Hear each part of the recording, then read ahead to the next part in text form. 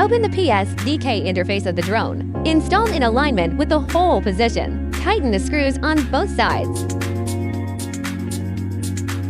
Turn on the drone and the spotlight will automatically self-check.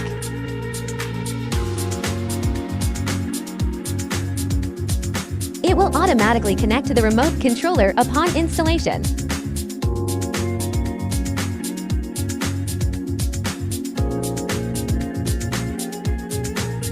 Click on PSDK to turn on the lighting function.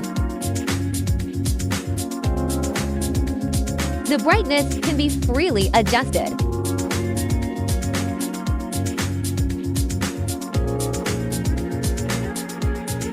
Red and blue flash mode.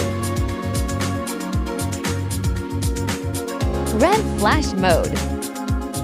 Blue flash mode. Flash mode. Follow the camera heads up and down.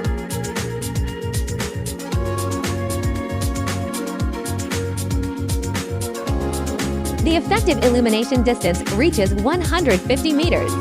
Brightness, 3000 lumens.